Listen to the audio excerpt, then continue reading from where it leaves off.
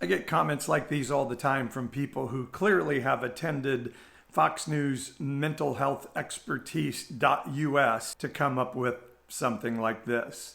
You see, this is the actual DSM. This lists all the mental illnesses that have been recognized by the experts who have studied the data, run tests over and over, had those peer reviewed, and then it gets into the DSM, which gets updated on a regular basis as we learn new things. And so it's a marked incongruence between one's experienced expressed gender and assigned gender of at least 6 months duration as manifested by at least 6 of the following criteria. Then it lists a bunch of criteria.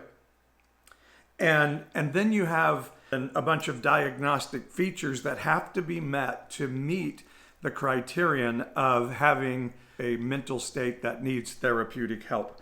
And one that's very important in gender dysphoria, there must also be evidence of distress about this incongruence. So what that's saying is feeling like you have a different gender inside of you is not a mental illness, but feeling distressed because of feeling that then qualifies you for the disorder. So in other words, if dickheads like this didn't listen to right-wing media and that guy in the White House and make comments like this, there wouldn't be gender dysphoria, because then people wouldn't have to feel shame. And their gender dysphoria does nothing to harm this person at all. He just is somebody who has turned away from goodness so often, and that they can celebrate the death of a young gender dysphoric person. And Hebrew sacred scripture says that when the plague started, Pharaoh hardened his heart. That means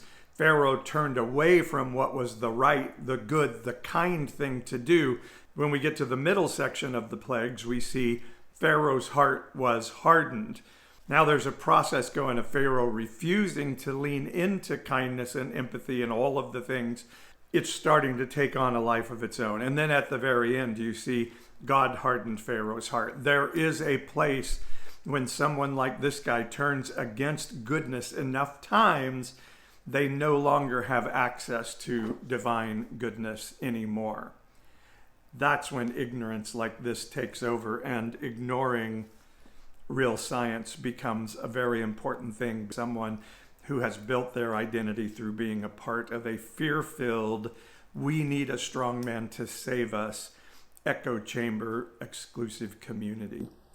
That's truly sad, because this trans person that killed themselves harmed this guy in no way whatsoever. But this guy definitely harmed that young person. You have to have turned away from a lot of goodness towards a lot of dogma and indoctrination and propaganda to get here.